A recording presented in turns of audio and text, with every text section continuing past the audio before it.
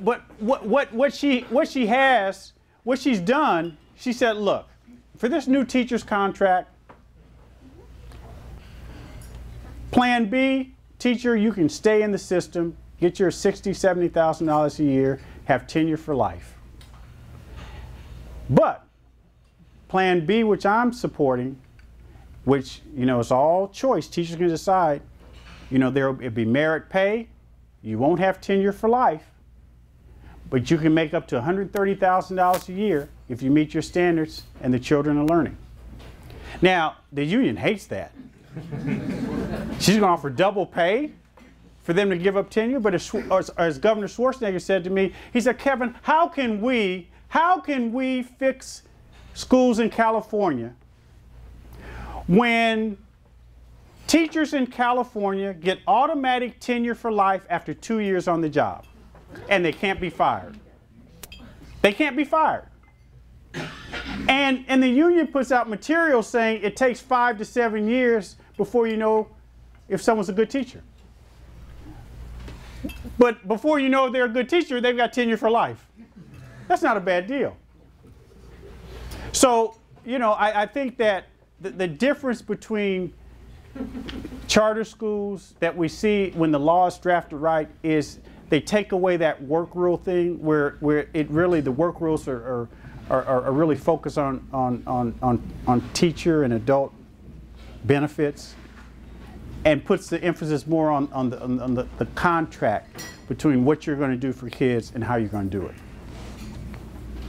That got some people awake. Yes, sir. Can you talk about the difference between parental involvement in public schools versus charter schools, and does that contribute to the success of charter schools? Yeah, I think so.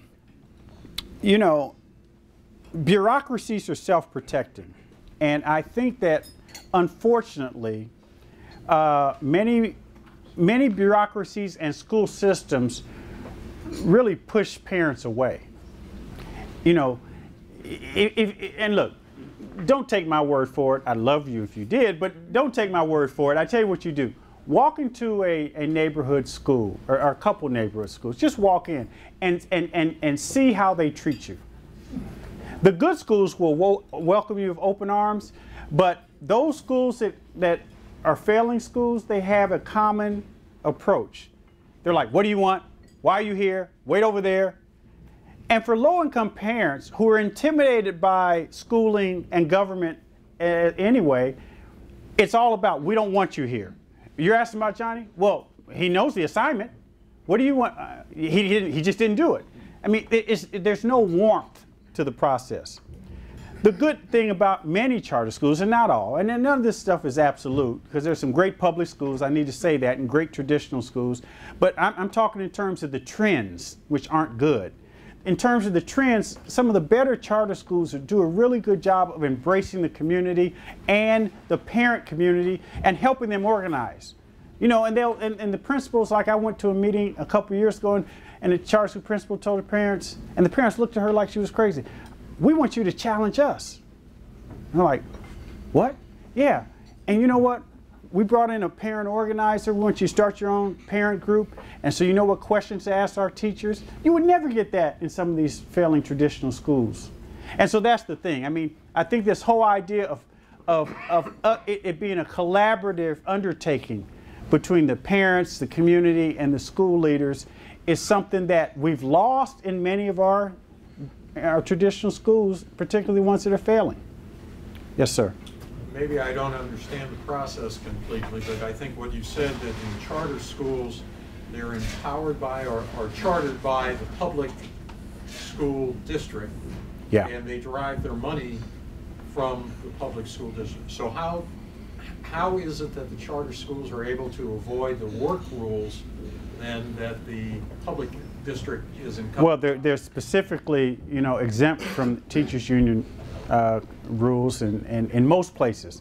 In Florida, teachers have an option. They can, I mean, charter school teachers have an option, but specifically, you know, and this is the essence of the charter school theory, is that you want to allow as much autonomy as possible for those organizers of the charter school and those who are submitting the application. So they're specifically exempt from union rules, and that has been a bone of contention. Yes. So does that mean then the charter school teachers can make a lot more money than what they would be? They can, well, but in most places they actually make less, because the union rules, you know, they do get their benefits, and a lot of the good charter schools can't afford to pay teachers the same as the local school district, but then they have, you know, a waiting list of applicants. Because as one charter school teacher said to me, who'd been in the traditional system for 20 years, she said, you know, Councilman, this is the first year I felt I could do my job. I didn't have to requisition downtown for a blackboard. I didn't have to wait for supplies. I didn't have, you know, if I needed something, I got it. I didn't have people coming in and telling me, who haven't been in a classroom in 30 years, sit in my classroom and say, you need to do so-and-so. Oh, we stopped doing that 20 years ago, ma'am. You know, you don't get that crazy stuff. Yes, sir. So this program in Washington, D.C., this incentive-based. Yes. Is it a proposed program, or is it actually in place? Or? Well, it is a proposal, and it's a good question. Our Chancellor, Michelle Reed, put that out there, and they've had significant discussions back and forth. They ended up hiring a law school dean to arbitrate, because they couldn't come to an impasse. What our Chancellor and our Mayor have been pushing is put it to a vote.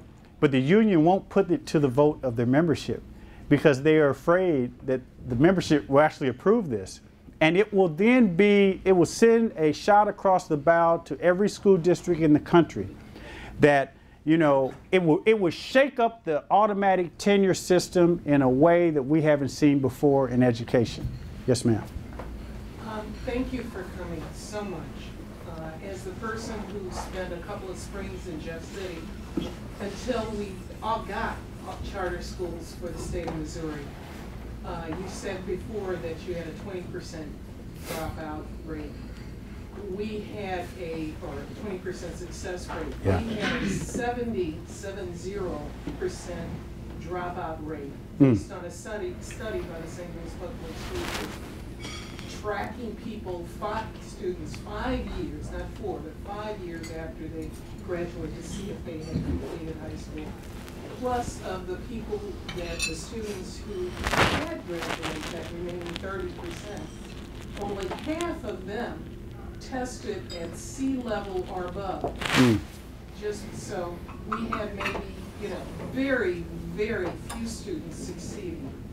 But we still have substantial educational problems in this area. And I love charter schools, but they are currently being thwarted here. Yeah. Many ways.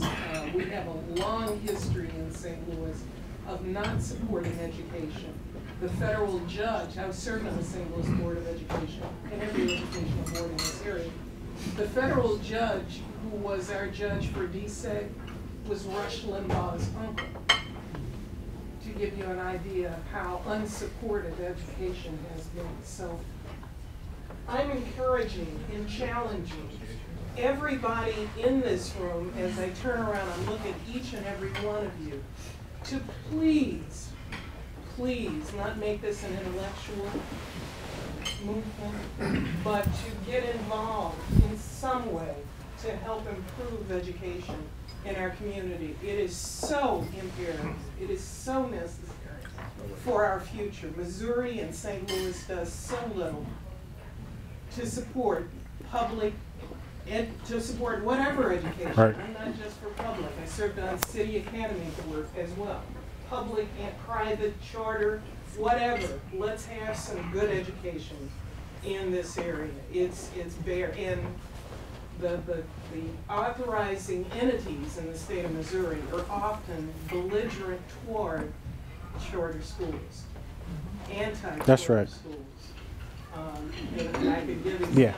No, I think you're right, and I understand your message in terms of supporting education, but there's a caveat I'll put there, and some people don't like to hear this, and that means by definition not supporting the status quo.